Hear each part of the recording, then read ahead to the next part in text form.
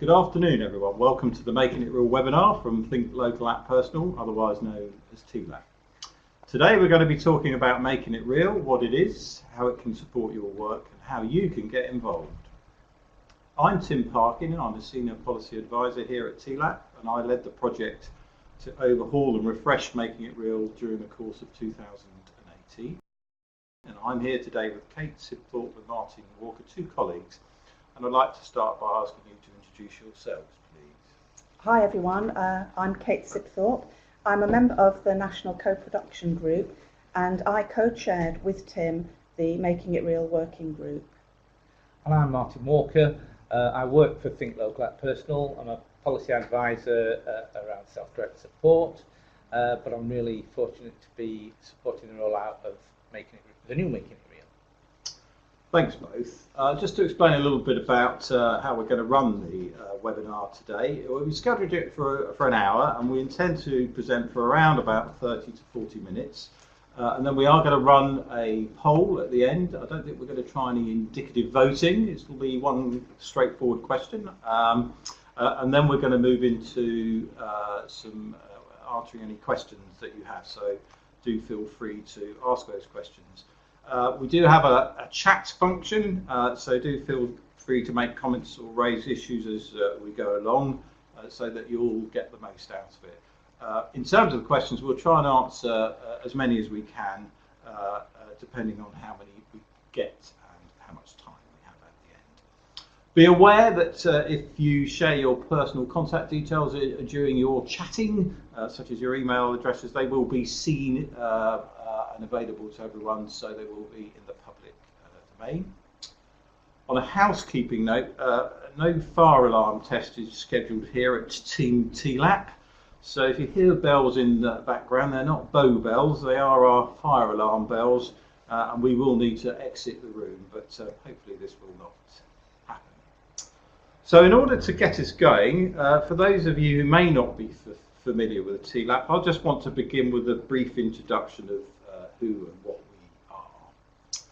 So the bare bones are that we're a national partnership dedicated to promoting and supporting personalisation across care, health and housing.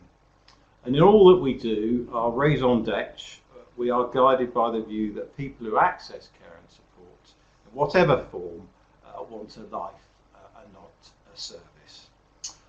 We're funded by the Department of Health and Social Care, and we're made up of three main elements, three working parts. Our partners, of which we have over 50, and they are drawn from central and local government, NHS, provider organisations, and a number of improvement type organisations and bodies. Secondly, we have a small TLAP team, of which Martin and myself are members. And then, most importantly, we have our National Co-Production Strategic Advisory Group. And these are people with direct lived experience of accessing care and support together with family carers. And that's why we're very pleased to have Kate here today with us. And NCAG is involved in all of TLAP's work, runs throughout.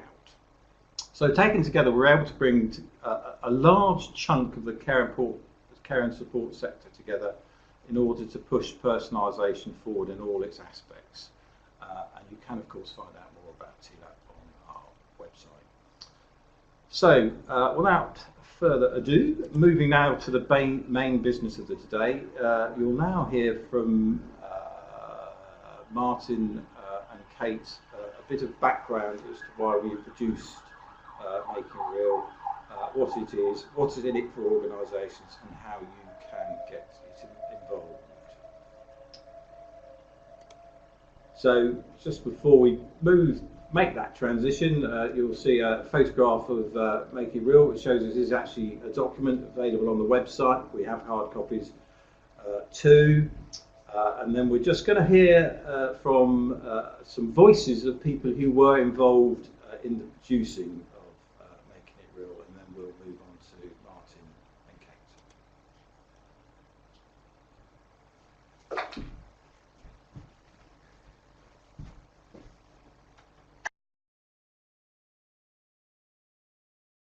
Making it real. We make sure that personalised care and support plans are co-produced. I am treated with respect and dignity. We don't make assumptions about what people can or cannot do. I can live the life I want and do the things that are important to me as independently as possible. We make sure that staff understand people's care, treatment and support requirements and work in a person-centred way. I am supported to manage my health in a way that makes sense to me. We work in partnership with others to make our local area welcoming, supportive and inclusive for everyone. I can get information and advice about my health and how I can be as well as possible. We see people as individuals with unique strengths, abilities and aspirations.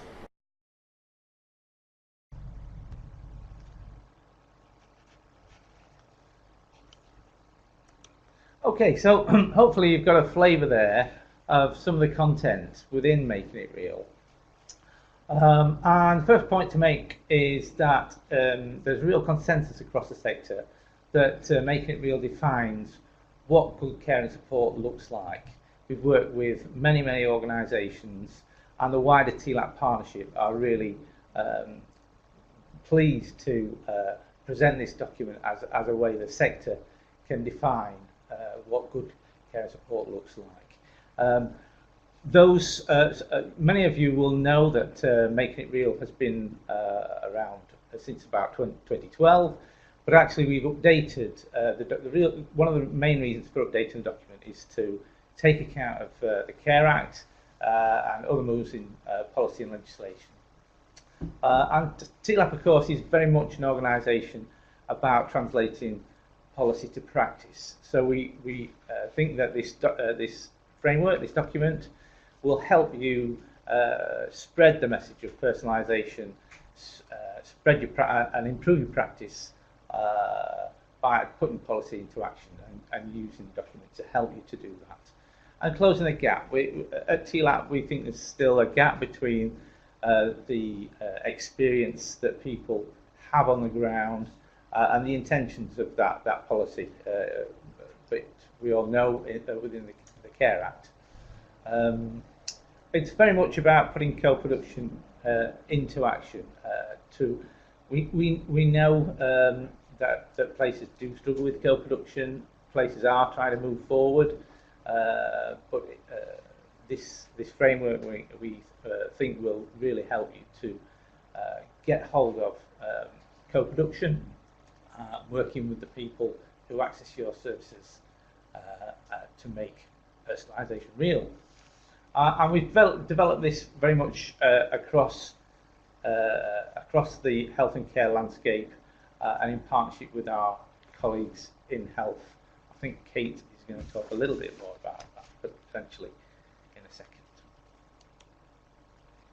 So, for me, sharing power simply means people who deliver services and people who access them working together. In normal working life, people are happier, they're healthier, and they're more fulfilled, I think, when they're involved in their support as equal partners and when they have control over the things that matter to them. So Making It Real is for everyone, whether you're young, you're old, or in the middle somewhere. It's for people who access services, and it's also for carers. Making It Real can be really useful. So whether you live in a residential home or whether you're in supported living or you're visiting your GP or in hospital, it can apply to you and to your organisation. One of the important things about Making It Real is that it doesn't put people into categories. So it sees the whole person across social care and health and housing. Making It Real is built around I and we statements. It describes what good personalised care and support looks like from two perspectives. So on the one hand, you've got the I statements. So I statements describe good personalised care and support from the perspective of people who access services. And if they are getting good services, then I think people should be able to put their hands on their hearts and say that the I statements are true for them. The we statements are written from the perspective of people who work in services, and this can apply to people at all levels in organisations. So whether you're writing a strategy document or policy document, or whether you're actually commissioning services for the people, or whether you're one of the people who's working face-to-face and actually delivering services, then the we statements can really resonate for you, I think. So the we statements, in particular, provide a lot of clues for organisations about how to approach working with people if you want to provide really good person-centred services. So these are some of the examples of I statements and we statements. Some of them may seem pretty straightforward, but I think they've all got hidden depths that will emerge through conversations. So something that maybe seems quite simple, like the I statement, I'm treated with respect and dignity, when it's explored with people who are accessing services, will reveal that that means different things to different people. So there's a lot of potential in all of the statements when you have conversations about them.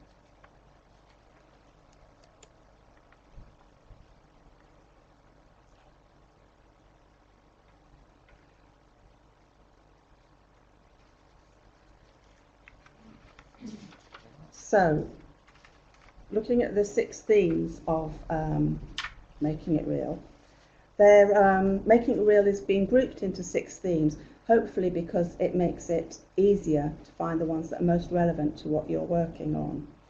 So there were some really great statements about well-being and about people being active in their communities, and these are themes that are very much reflective of the Care Act, and we hope will help people and organisations to be inspired and aspirational.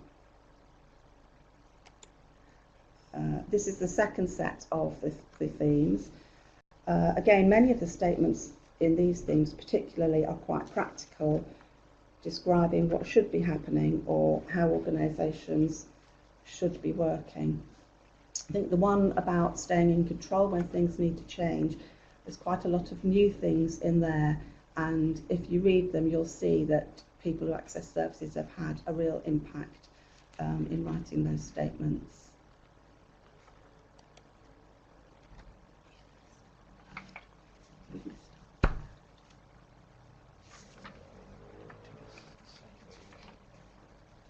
So, have we got a slide with a photo of the statement?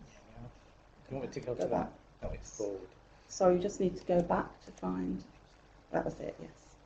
So this photograph shows the 10 we statements that describe what good support looks like when it's flexible and integrated. So one of the things to think about is how you can use them on a very practical level. So, for example, you can have conversations about them, asking questions like, so which of these statements do we do well? Which ones are we doing least well? Which statements should be our priority? Which ones maybe matter most to the people who access our services? And when you've explored those statements, you can ask other questions like, what actions do we need to take? What can we achieve practically? What can we do quickly? And which statements are more aspirational and maybe will take a bit more time and a bit more planning? And then also we need to think about how we need to change maybe to work. Do we need to think about the ways we work in order to achieve some of these statements? What's really important is that you need to make sure these conversations are rooted in co-production. Making it real requires organisations to work with people who access services. But you also need to think about including your frontline staff, because they will be the people who know in your organisation what's really happening day to day. So that's just one idea of how you can use the statements on a very practical level. We think that you'll come up with your own ways of working with it, and obviously we'd really like to know about some of those ways and share them with other people. Just to interject, Kate, sorry to cut you across in your prime, but just it's Tim here, just to remind people, if you have got any questions, please do feel free to submit them as we go along. Thanks, Kate. Sorry for the interruption. Okay. So, how can you use Making It Real? It's really important to understand that it's very versatile, and we want people to use Making It Real very creatively, and you need to find ways that you can make it work for you, because all organisations, all people are differently. So it's definitely not a rule book. It is something to just make use of in the way that works best for you and the people who access your services. So I've counted up, I think there are 80 statements, so you can pick and mix the ones that you want to focus on. And I think you can start working with some of them and then come back to more, and it's a resource that I believe you can keep coming back to time and again. It is about continual improvement. So Making It Real is for people who genuinely want to get better at what they do. And it's important to remember the value of conversations with people who access your services and your frontline staff. So what's in it for people? Our ambition, I think, is that Making It Real will be the inspiration for people to have better lives, to do what matters to them, to be as healthy as they can be, and to be happy and fulfilled. So basically for people to have a life and not a service. I think Making It Real conversations should reveal what's happening locally, and it should open up possibilities for improvements, for more impactful commissioning, and for better service delivery. And I think that if you work with the I and the we statements, it will give you a really good foundation for great conversations. It's a really good way to start talking about what's happening locally.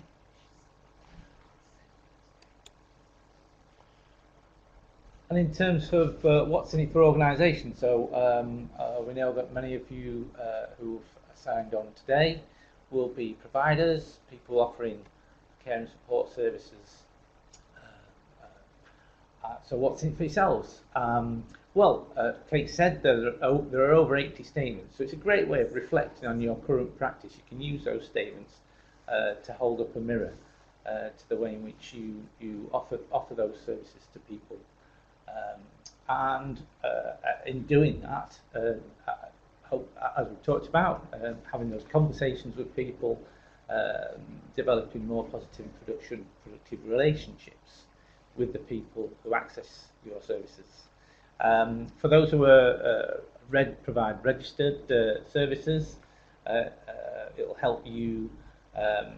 We've just had a case down in West Sussex who talked about the way in which they use Making It Real, and it may well have helped them with their CQC inspection very recently. So it's a great way of helping you make sure that you're meeting legal requirements. And for those, we've got one or two organisations who don't directly provide services, organisational development, learning and development kind of organisations. We've got lots of national organisations who do lots of work in the sector but maybe don't deliver directly. It's a great way for you as organisations to spread the message of personalisation.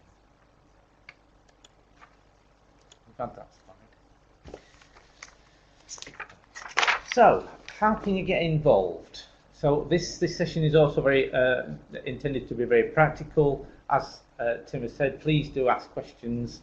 We'd really like you to move towards registering your commitment to Making It Real. So in doing that, think about the way in which Kate's talked about the way in which the framework can be used really flexibly. We really want to stress that it's very important that you have those conversations with everybody who's going to be involved and agree how you're going to use it together co-productively.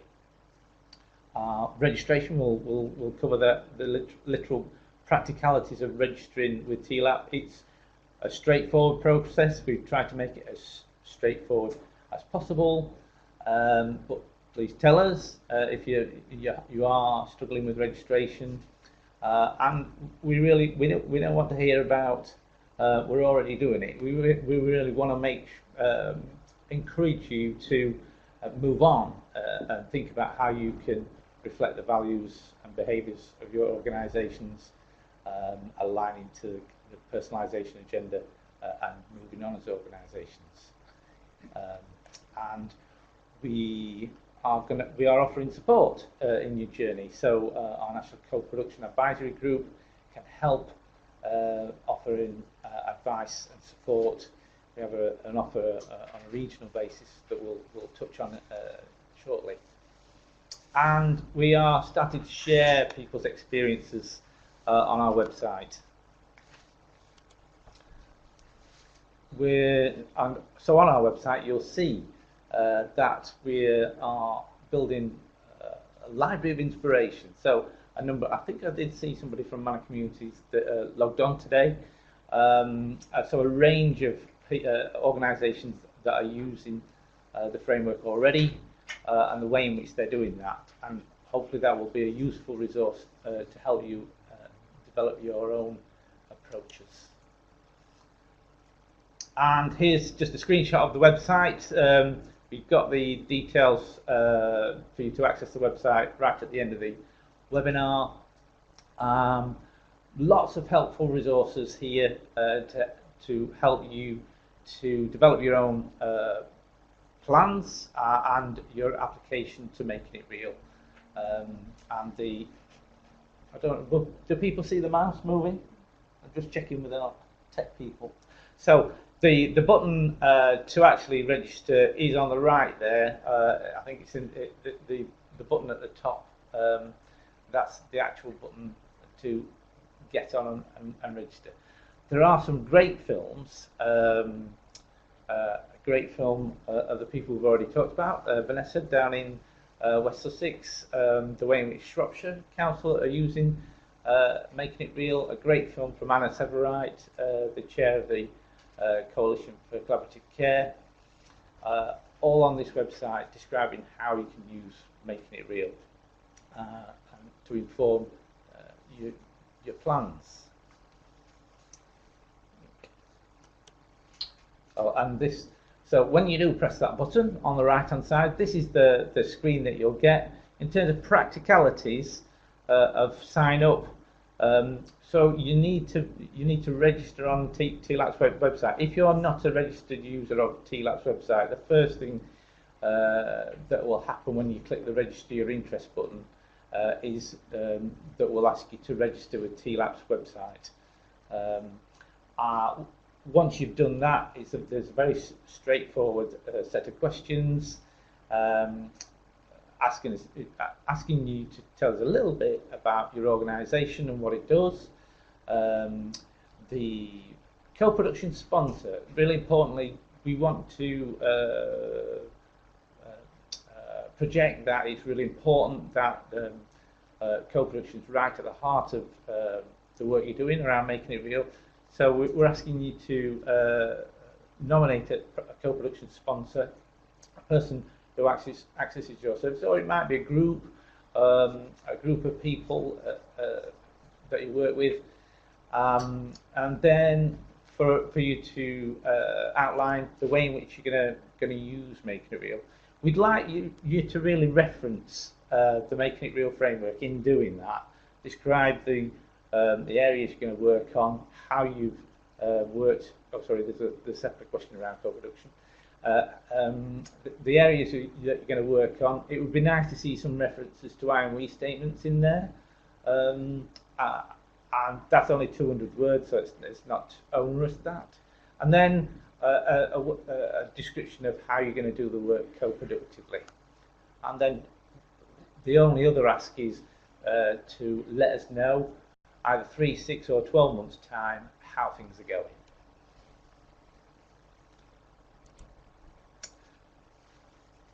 Well, thanks very much for that, Martin. Before we move on to the poll, we're just responding to some of the comments that I can see on in the chat room. We've certainly had someone, Kate, that was a bit interested in those we statements you spoke about. I just wonder whether we can rerun that just to dwell a little bit more on some of the examples of some of the we statements, so that we can get those points across, Kate. So this was about how people can use it. Yeah, well, what's our intention of those we statements? Why indeed have we got we statements? Just helpful to reinforce that point. So the we statements are written from the perspective of people who work in services. So we want them to be used by people who work for organisations, whether you are the chief executive and you're planning doing your business plan for the year, or whether you're someone working face to face with someone who accesses your service. And really the idea is that you have conversations about those we statements and see how well you're doing against them. To start with, you have to make sure whether those particular ones are relevant for your organisation. But then you can say, how well are we doing against them? Are there any we're doing particularly well with, or any we need to do a lot of work on? It's really important that when you have those conversations, you involve the people who are accessing your services, because you might think you're doing a really good job of something, and people might be experiencing it slightly differently, and you won't know unless you talk to people. And then did people want ideas of questions to ask to work with them? Well, we can throw that into the mix, I think, Kate. I think that was one of the things that came up in the chat room. So it was just, if you have those conversations, in order to get them going, you can ask things like, what are we doing well, what are we doing less well, what should be our priority, do any of them work with any particular theme that we're working on at the moment. So I've applied the statements, for example, to employing PAs. You can apply it to some of the other things, like you can align them to some of the key lines of inquiry that the Care Quality Commission work with. And I think you can look at almost any theme that you're concerned about and find I statements and we statements that are relevant. And another thing to think about is if you're talking about we statements, which are from the perspective of the organisation, then yes, you need to see whether the people who access your services interpret those differently. And similarly, if you're looking at the I statements, so somebody is saying how they think a service is, from your perspective as an organisation, do you see it the same way as that person, or do you see it differently? Well, thanks very much for Kate. That's, I think, really helpful. And I suppose you could wrap some up and say you should really use it. Take nothing for granted. It's a tool that you really need to use in a way that kind of works for you, but to use it in an inquiring way. And I'd certainly echo the point that Martin made. This is about pushing forward. It's about ambition, about aspiration. It's not just about capturing what you do, no matter how good that is. I think now, in an unparliamentary way, we are now going to move on to the poll, which I feel slightly nervous about, but there are people better qualified than I to start the polling process. Yes, so... Not yet. No, not yet. In a moment. Okay, so we've talked a lot this afternoon about making it real, of course, but hand in hand with that, we've talked very much about working co-productively with the people who access your services. So we thought we ought to check how confident you feel working co-productively with those people who access your services. And really, let's be honest. Please be honest about this, because certainly it's easy to talk about co-production. We know TLAP. It's a hard thing to do. So we're going to run the poll. Please do. We're going to run the poll. Yes. You'll see. Hopefully that's popped up on your screens now, and you've got the option to vote. Please do tell us. Let's just see how the results come in. Anybody want to comment on what we're seeing in front of us? Is this what we would have expected to see, Kate? Is that? What do you think about what you're seeing as people are 15? I think it's really encouraging, actually, because you're looking at over 80% of people who say that they've got a lot of confidence, or quite a lot of confidence, and so for me that means that there's no reason to not get on and do it, really, and have those conversations with people. Yes, I mean, I think you can take it like that, certainly, Kate. I suppose in the spirit of what we've been discussing, I suppose my check and challenge back to colleagues, and I have no reason to sort of take a different view in terms of your assessment, your self-assessment. But I suppose the question is, if we did ask that question of people that are accessing your support services, for those of you that are involved in the provision or commissioning, what would be the comparative results? But yes, it is encouraging that people are feeling reasonably confident about their ability. We've just got one or two saying they can't see the results, or how do you vote? You should just be able to click in the there should be a voting button. Just select your response to submit it automatically. Yeah.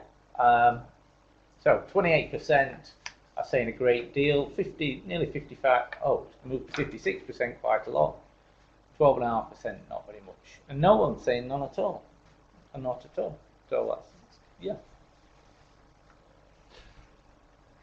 That's good. I'm just seeing whether there are any sort of Johnny-come-lately last votes before we close the poll and move on.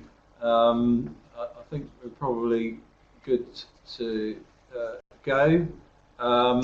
Just to sort of round off that, thank you very much for those of you who did vote. There are quite a lot of resources on TLAP's website around co-production. We've got a co-production ladder and various other resources, so that if you think they might be of some assistance as you move forward, please do take a look at them. So we're now going to spend a little bit of time on any questions that people have asked or would like to ask. So we've got one around from Carol Griffiths. Yes, Carl Griffiths. I do apologise, Carl.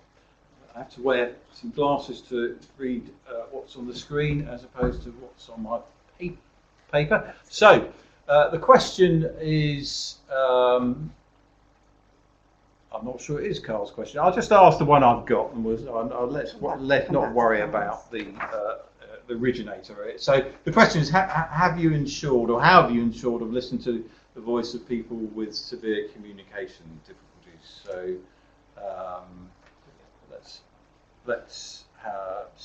what's our thinking on that, Kate and Martin?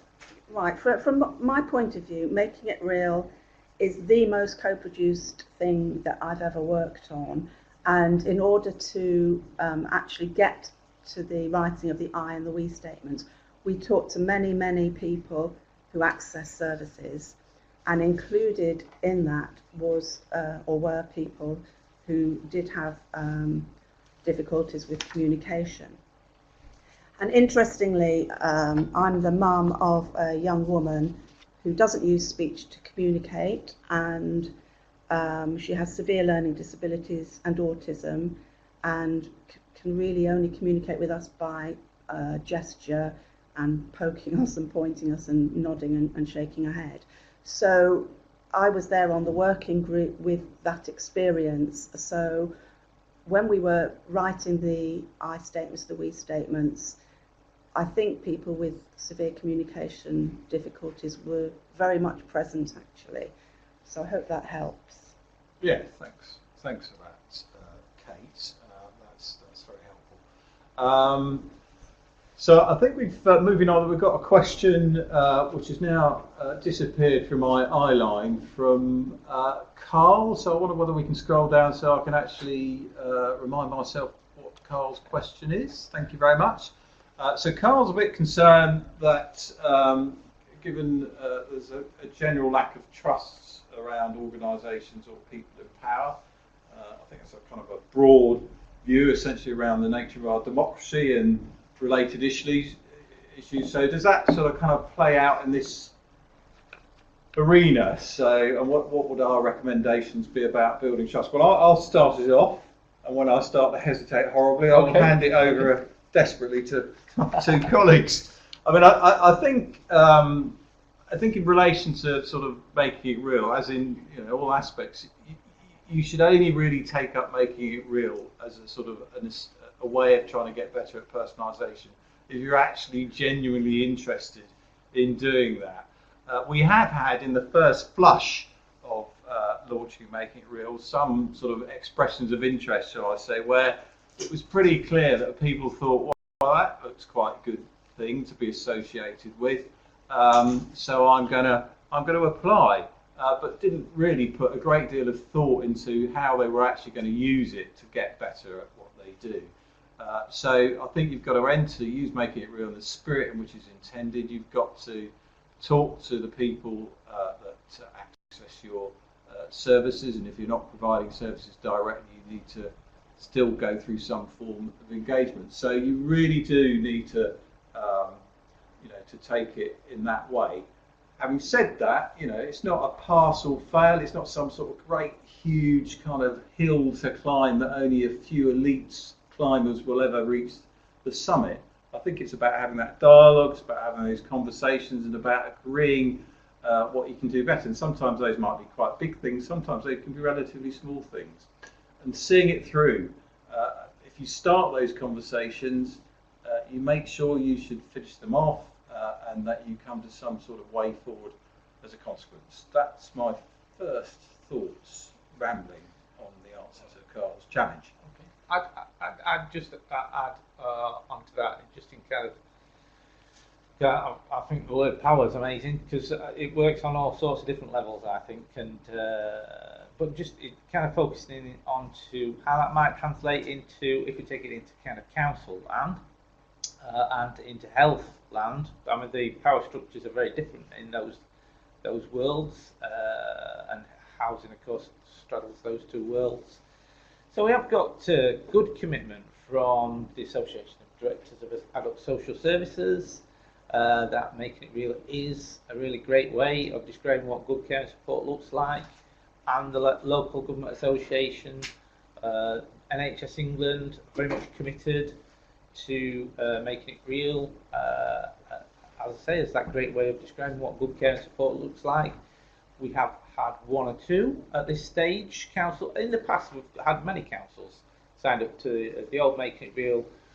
We've already had a couple of councils sign up and showing their commitment, and they do sometimes have to go through awkward processes, getting their members on board sometimes. And I think this goes back to what Tim's saying about thinking about how you use the framework. Don't make it too difficult. Don't make life too difficult for yourselves. But councils sometimes do feel as though they need to get sign up from the members, and that's not always a straightforward process. But I think that those councils that are doing that are showing their real commitment to personalisation and the Making It Real, the way in which Making It Real is an expression of that. Thanks, Martin. Kate, do you want to add anything to? Yeah, I think for from the perspective of someone who accesses services, the issue of trusting people is really important.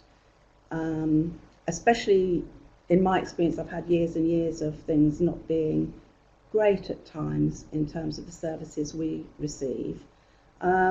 So I think to build trust, it's really important that organisations are honest with individuals and have conversations. So if you've not got enough funding for something, then tell them, because you can put your heads together and you can try and find a solution together, which will work better than if the organisation tries to do it on their own.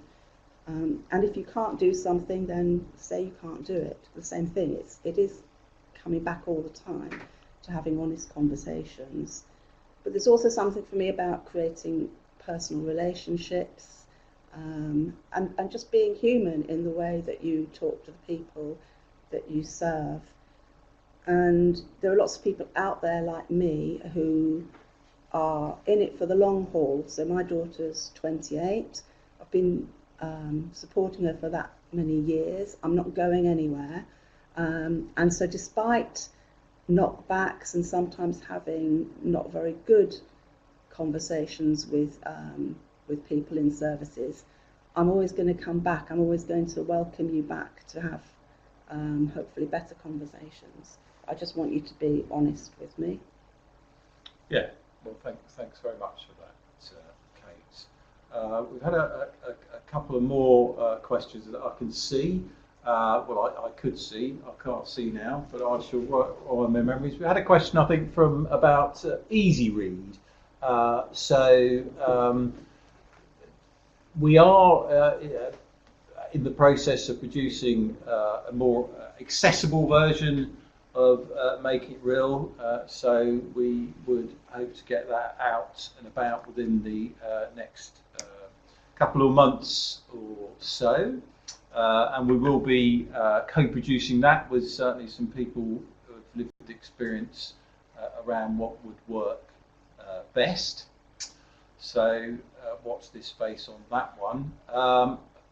Moving on, a question from Catherine around a question around sort of, is the information that TLAP produces orientated towards organisations rather than individuals? Well, at one level, yes, but another level, we certainly would not confine ourselves to that by any means. And so we do think Making It Real, and I think Kate made reference to this, should be something that can be used by people who are employing personal assistants as a basis for perhaps selecting, recruiting, and working with those personal assistants. We've done some work with one of our partners, Skills for Care, where we've been, well, I say we, royally, Kate Martin and some other colleagues from the team have been to some Skills for Care network events, which are have been aimed at people in that area, personal assistance, direct payment support services.